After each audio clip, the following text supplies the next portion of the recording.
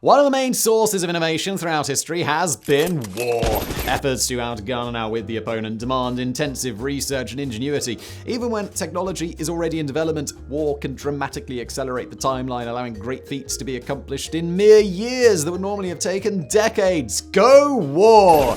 Along those lines, World War II is to thank for advancements such as radar, computers, and wide access to penicillin, but not all ideas pan out the way that inventors and other such dreamers hoped they would. Today, we're going to look at some of the strangest attempts at military innovation from the Second World War.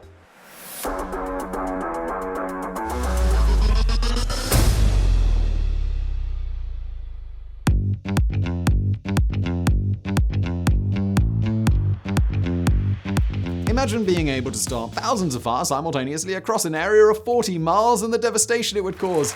Brilliant! Loss of life may be minimal, but destruction of buildings and infrastructure would be immense, compounded by overloading the firefighter capabilities of a nation that is not prepared to fight so many fires at once in such close proximity.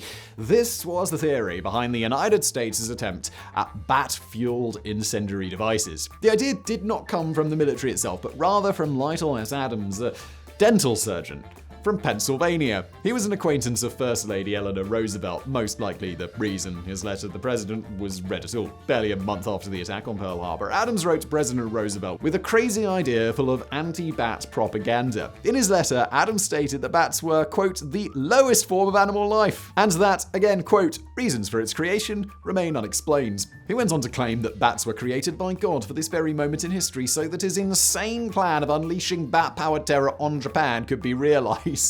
What was this dude smoking? Despite the ridiculous nature of the idea, Roosevelt stated, "This man is not a nut. It sounds like a perfectly wild idea, but it's worth looking into." And with that, the project was approved to be tested by the United States Army Air Force. So, what exactly was the plan here? Adams knew that most of the buildings in Tokyo were built using wood rather than concrete. The plan was to drop a canister containing over 1,000 hibernating bats, each with a timed explosive glued to their chest. As the canister fell, the sides would detach, releasing the bats, and they would fly off and roost in attics around the city. The original plan was to use white phosphorus, though it was eventually replaced with the newly invented napalm. Tests were conducted at Carlsbad Army Airfield Auxiliary Air Base, chosen because of its proximity to Carlsbad Caverns, from where the bats were harvested. On May 15, 1943, armed bats were accidentally released and roosted around the base, particularly under a fuel tank. The errant bats ignited a conflagration across the military base. While this accident could have been taken as positive proof of concept, the bats also destroyed a general's car. None too pleased with this development, the Army transferred the project to the Navy, who then transferred it to the Marines that very same year. After 2 years and around $2 million in research and testing, that's about $32 million today, the project was finally shelved in 1944. It was believed that the bat bombs would not be ready until mid-1945, and the time and money spent could be better spent trying to develop things like nuclear weapons. With the project never coming to fruition, Lytle Adams sadly died without ever figuring out why God created bats.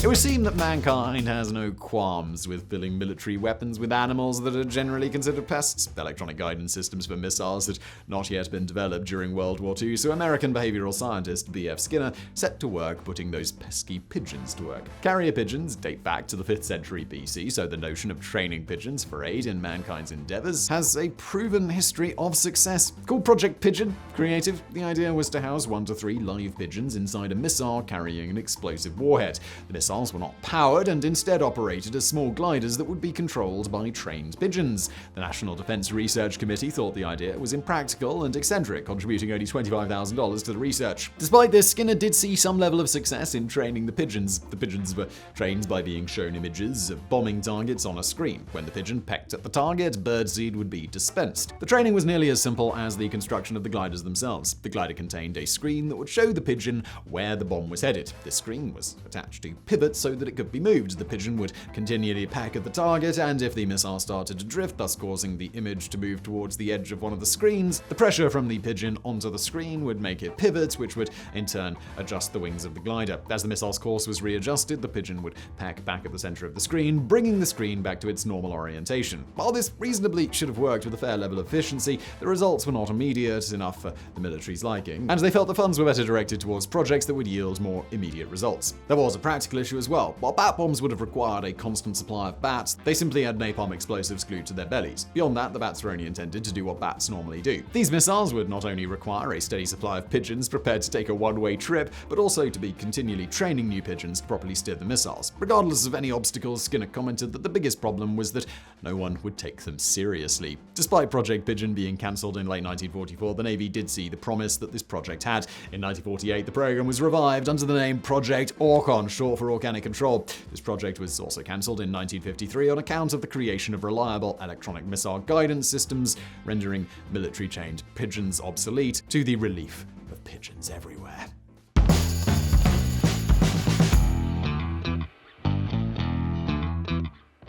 Wouldn't it be nice to bomb your enemies from the comfort of your own home? Introducing the Fugo Balloon bombs, the world's very first intercontinental weapon, although we do have to use the term weapon here a bit loosely. The Fugo, or bar balloon, was designed to be a cheap weapon that could evade radar because of its tiny size and utilize the jet stream as a delivery system. The 33-foot, 10-meter balloons were filled with hydrogen and equipped with either an anti-personnel bomb or an incendiary bomb. The plan was to release the balloons beginning in November of 1944 when the jet stream was at maximum velocity, capable of carrying a balloon across the Pacific Ocean in just 3 days. Not only was this the best time in terms of speed, but North American weather conditions also meant that these balloons were landing at a time most likely to cause forest fires. The goal of the balloons was to instill widespread terror among the citizens of the United States, not to burn down the nation's wildlife. If the Japanese had any idea what was going to happen the following August, they may not have chosen to be so courteous. Over 9,000 of these paper balloons were sent into the sky, and as the Japanese predicted, roughly 10% of them made it to North America. Despite the bomb successfully crossing all the way to the Pacific, they did not have the desired effect and caused no serious damage. A few news stories were run on the mysterious balloons, but the Office of Censorship quickly reached out to media outlets requesting that they no longer print or broadcast any stories regarding the balloons, both because they didn't want the Japanese to hear the news and believe their plan was successful, and because they didn't want to stir public panic. Unfortunately, there was a single fatal incident resulting from these balloons that could have been prevented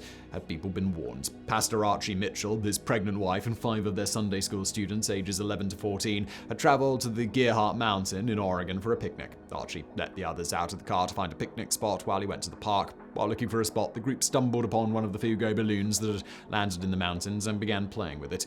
It exploded, killing the pregnant woman and all 5 children. Following this incident, the media was allowed to report on the balloons to prevent any further harm to civilians. While the bombs did not rain fire and explosions down upon North America as the Japanese intended, the American military was not going to let these attacks stand.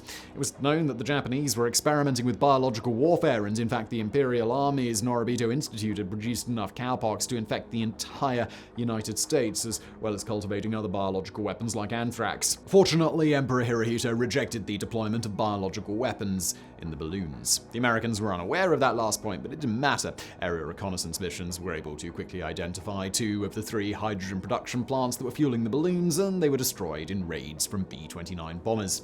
As crazy a plan as this may sound, the Japanese were not the first to use balloons in World War II. Britain had previously used balloons to bomb Germany. Their balloons were much more crude, but they were also much more successful, particularly because they had a lot shorter distance to travel.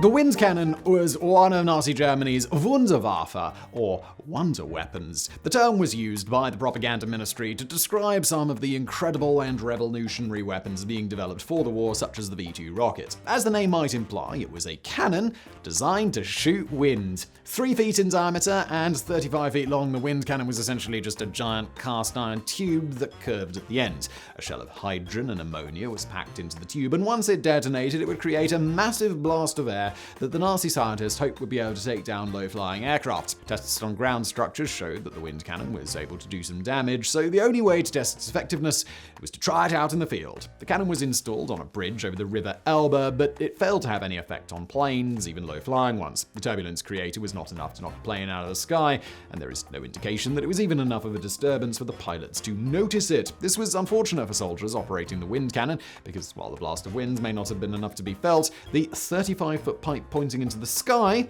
was certainly enough to be seen. Even if the wind cannon had been an effective weapon, its giant size was a massive liability. It was easy to spot from a long distance away, which meant that those manning the cannon were easy targets for enemy soldiers. Along the same lines as the wind cannon was the vortex gun. It was also intended to use wind to shoot down planes, but the vortex gun was going to do it by creating small tornadoes. Shockingly enough, in perfect laboratory conditions, the weapon seemed to be effective to a range of 300 meters. It was a longer range than the wind cannon, but still only suitable for low-flying aircraft. The vortex gun may have been effective in perfect conditions, but neither war nor nature are prone to providing perfect conditions, least of all at the same time, and the weapon was never tested against enemy planes.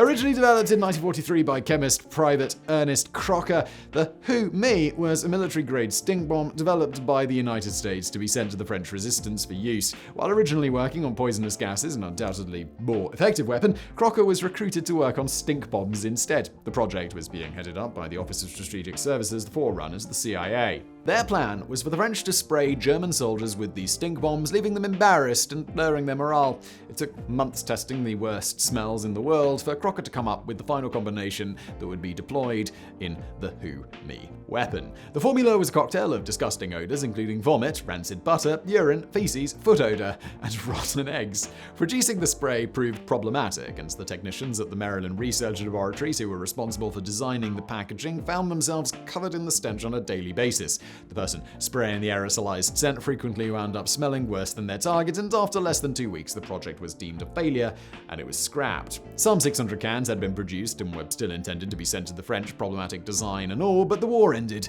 before they were ever used. As silly a weapon as fart spray may seem, it is actually something still employed by the United States military in their arsenal of non-lethal weapons. The US government's standard bathroom malodor is designed to smell of human feces, but much, much stronger. In some laboratory test subjects would start to scream.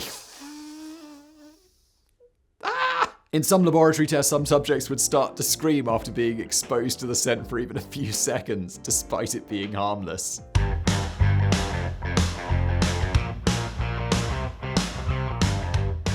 Geoffrey Pike was an English journalist and inventor. While never serving actively in the military, he was heavily involved in both the First and Second World Wars. In World War I, Pike traveled to Germany as a war reporter. Unfortunately, he did so with falsified credentials and wound up arrested. After spending time in 3 different prisons, he was finally sent to an internment camp from which he and another Englishman would successfully escape over a year later. During World War II, he proposed many plans and inventions for the British military, but none was more famous than his namesake, Piecrete. Piecrete is ice with bits of wood pulp frozen inside it. Specifically, it is 6 parts water and 1 part wood pulp.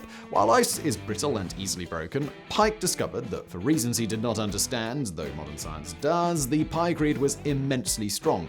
Despite being 84% ice, the material was bulletproof and was over twice as strong as concrete, while weighing less than half as much. That is, if Pike's numbers are to be believed. There's a lot of debate over the actual durability of Piecrete. Both the Discovery Channel's Mythbusters and the BBC's Bang Goes the Theory tested the material and made their own stronger version using newspaper and hemp respectively. Piecrete was indeed much stronger than ice and even bulletproof, but both shows' versions displayed improved durability over Pike's original wood pulp design. But could Pike's crazy plan actually work? His plan was to construct a giant aircraft carrier entirely out of Piecrete. And when we say giant, the design was closer to that of a floating island than that of a naval vessel. Piecrete was cheap, easy to produce, and incredibly strong. So surely nothing could go wrong with this crazy plan. Fortunately, the military decided that the existing complement of carriers and auxiliary carriers could perform the same tasks that this single glacier would perform and also do them more efficiently. It's a good thing that they didn't move forward with the plans, because when the Mythbusters created a ship out of their super Piecrete, it took all of 20 minutes in real-world conditions to melt enough that they needed to return to shore. So I really hope you enjoyed this video. If you did, please do smash that like button below. Don't forget to subscribe, and thanks for watching.